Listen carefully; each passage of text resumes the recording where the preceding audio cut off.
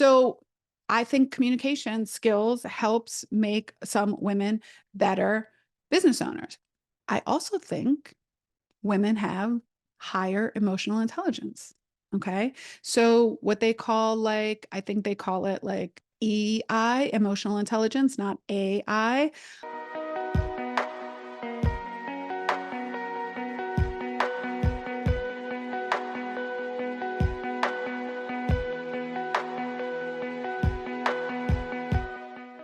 Hey there, everyone. Welcome back to another episode of the Female Empowered Podcast. I'm once again your host, Krista Gurka. And this episode is airing in March, which is Women's History Month. So, shout out to all the women out there who are making this world an amazing place. All right. So, what we're going to talk about today, if you saw the title, it's why women make better business owners. All right. So we're going to talk all about women today. We're going to shout out women. We are going to give high fives to each other. We are going to talk about not only the challenges we face as women in business, but also why sometimes we do make better business owners. All right. I know firsthand how amazing women are as business owners. All right. The women in my mentorship groups are rock stars. The women I've come into contact with that are in my mastermind, my colleagues, amazing and inspire and motivate me every single day. The women that are on my team at Pilates in the Grove, fabulous. The female founders that are experts in our mentorship groups and the vendors and people I do business with, spectacular. Right. So, I mean, we can have meme after meme after meme on this, but let's get into it. Let's get into it. Let's talk about some reasons why women can sometimes make better business owners than men. All right. Number one, I think women oftentimes have better communication skills. Why? Because we've had to have better communication skills. Because if we don't have good communication skills, we get labeled as bitchy or aggressive or bossy.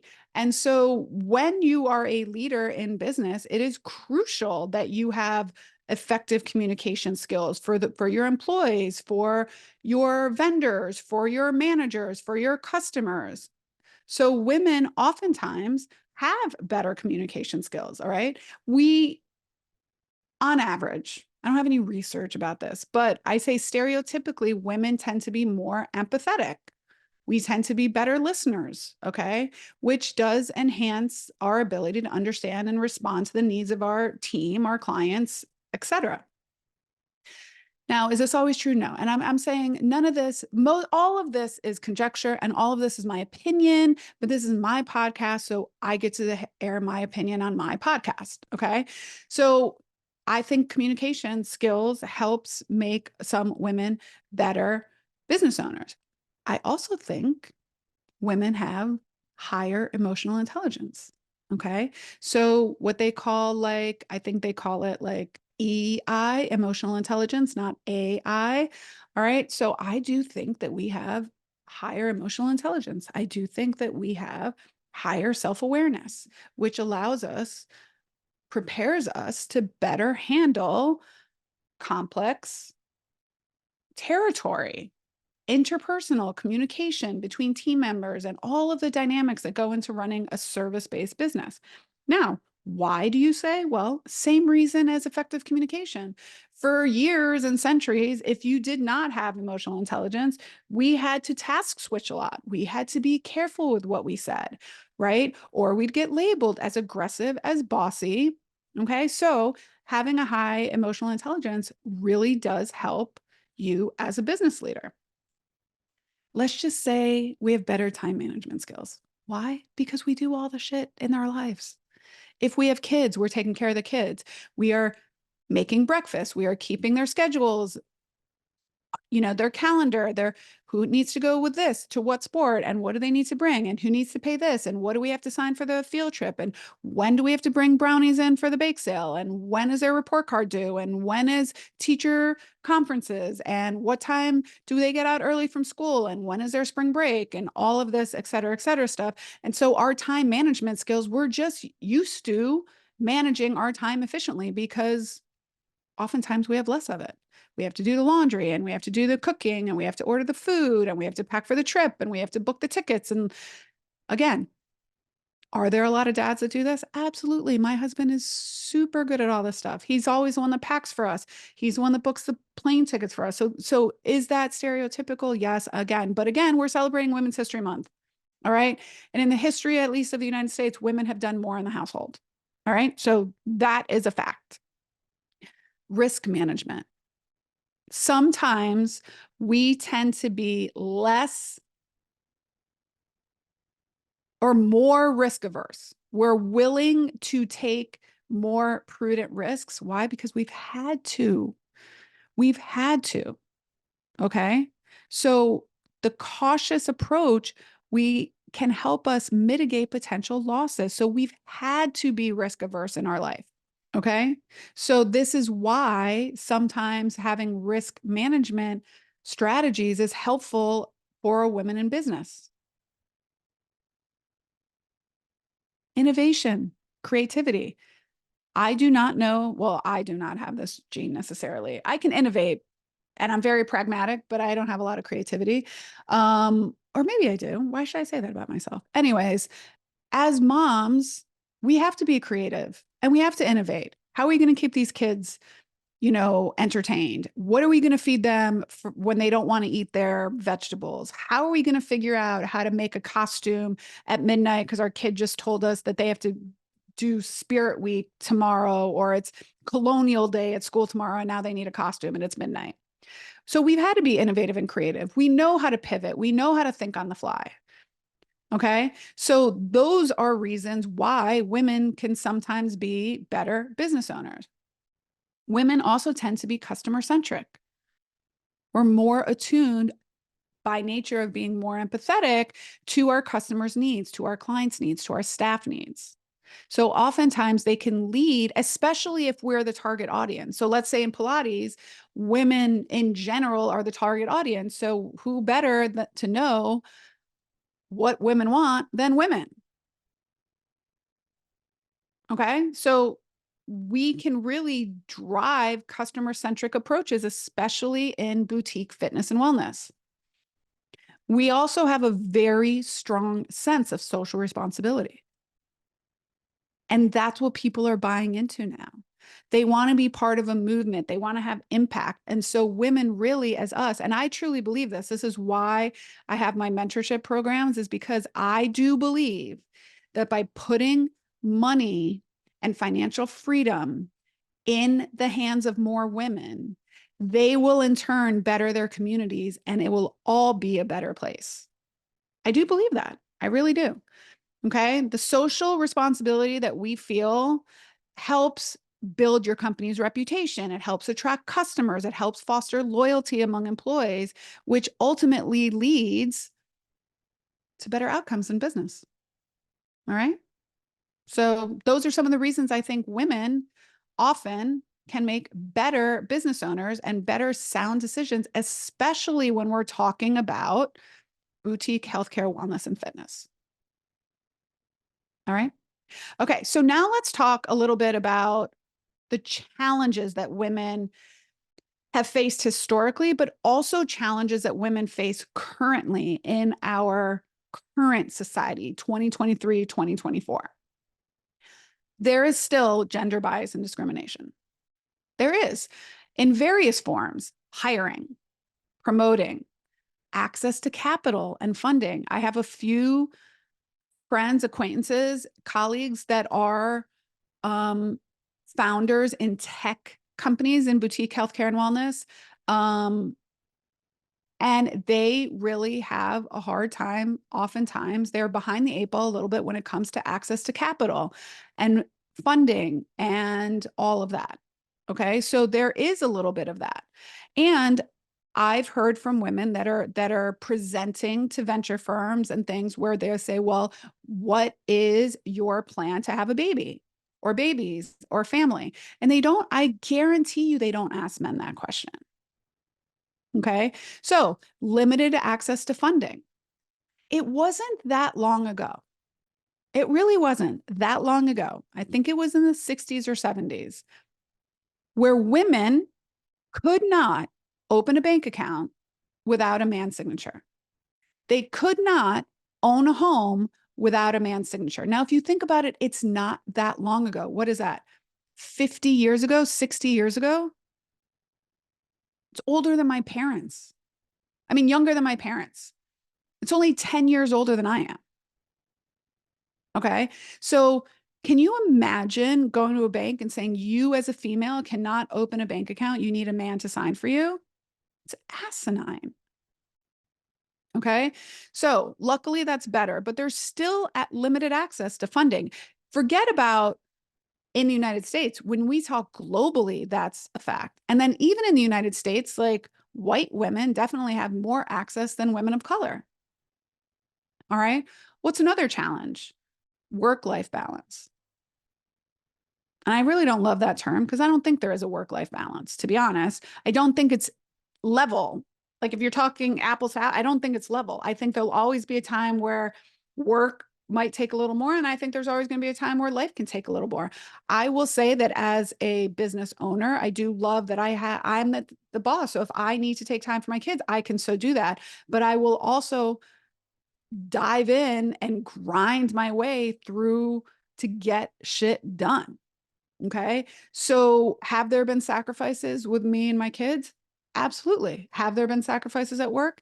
Absolutely. Have there been sacrifices in my personal life? Yes, there have. All right. And as a mom, do I feel guilty for not being with my kids? I used to, for sure. I did, but I can't go back and change that now. Okay. And I definitely don't appreciate being asked, do you need to check with your husband on that? Fuck no, I don't. Why would I? He's not on the books of Pilates and Grove.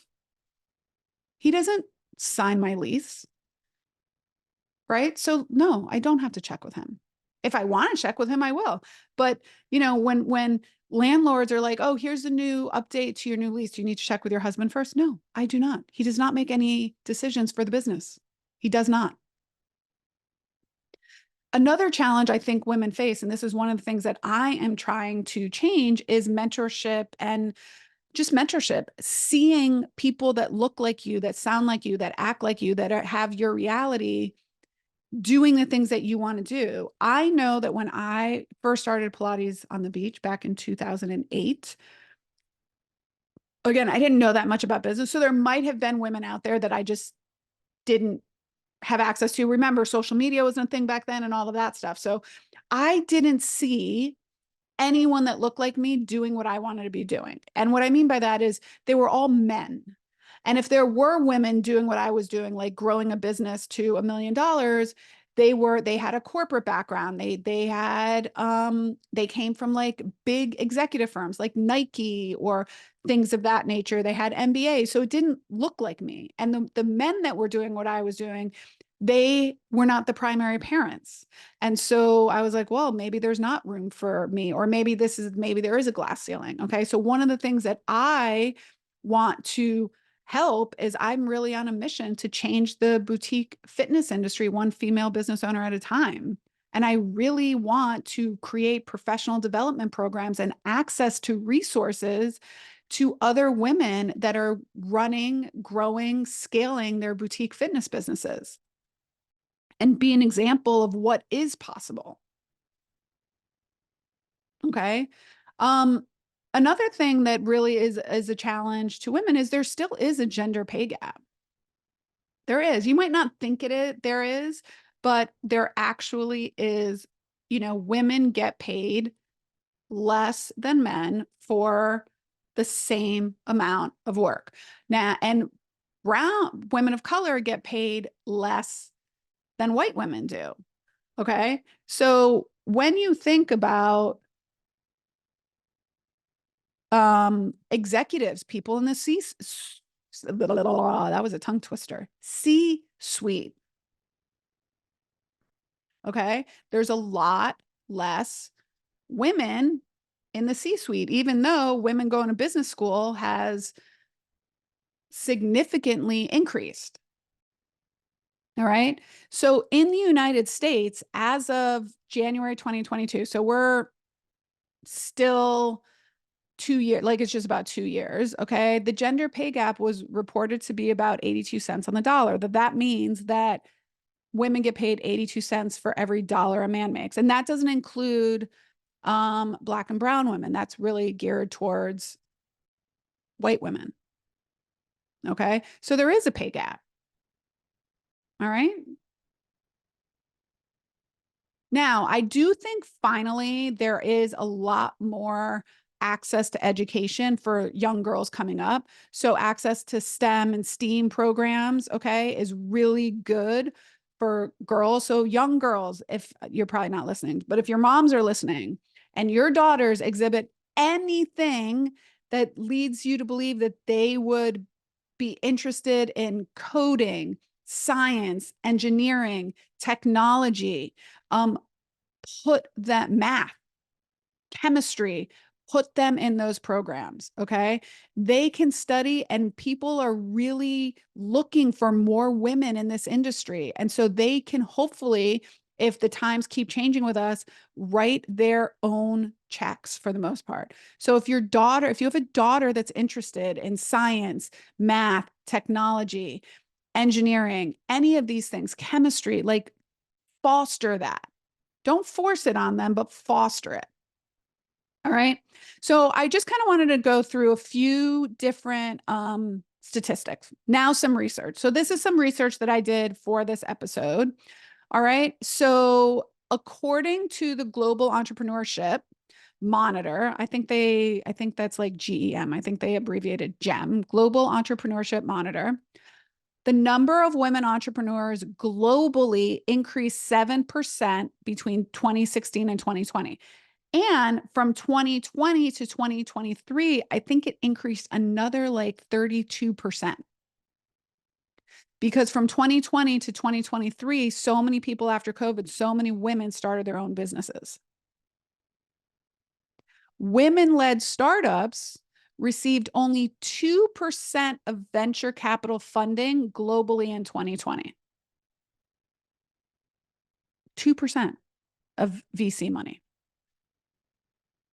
Now that's probably changed in the last couple of years, but this stat is from 2020. In the United States, women-owned businesses grew at a rate of 21% between 2014 and 2019. And it's grown 42% since 2020. All right. In 2020, this was what I was talking about in terms of the C-suite. Women held 29% of senior management positions. So it's up a little bit. I think 2015 was like 18 to 20%. And so now it's up to 29%, but it's still only 29%. So 30%, 3 out of 10 C-suite executives are women. When women make up 52% of the population. In Fortune 500 CEOs, all right, the number of female CEOs in 2021 hit an all-time high of 41. But that's still only 8% of the total. 8%. Very much. Not very much. Right? Again, we talked about the gender pay gap. 82 cents for every dollar a man makes. All right. Board representation.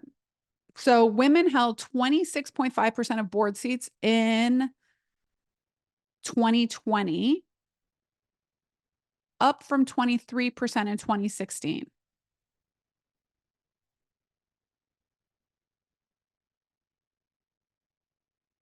Okay, let's talk about tech. This is one of the things we talked about. So female leadership in tech, women held only 12% of executive positions in Silicon Valleys in 2020. 12%. Now, let's talk about the women-owned business impact. This is really good. I love this stat. Okay. Women-owned businesses in the United States generated $1.8 trillion in revenue and employed over 9 million people in 2020, according to the American Express State of the Women-Owned Business Report. $1.8 trillion in revenue and employed over 9 million people. Now imagine, and still women-owned businesses are still a small section of the population. So now imagine if we put more women at the front of owning businesses, what that will do to the revenue and the employment rate of other people. Drastically increase it. Okay. So anyways, what I'd love for you to do, okay, what I'd love for you to do is screenshot this episode. If you're listening to it, screenshot this episode, post it on social media, tag me, and then also tag another female founder or female business owner and say that you see them. Okay, so let me say that again. I want you to take a screenshot of this episode. I want you to post it on social media, tag me at Krista Gurka, and then also tag another female business owner. And let's share with each other and see the power of social media and how we can lift each other up, right? A rising tide raises all ships. So let's raise this tide together, women. All right. Let's shout each other out. Let's not think about ourselves as competition. Let's think of ourselves as proof of what's possible. If she can do it, so can we. Okay. I look forward to seeing all of those screenshots. Tag me at Krista Gurka, and then also tag someone that you want to give a shout out to that's doing amazing things in their women-owned business. And until next time, my friends, my ladies, bye for now, everyone.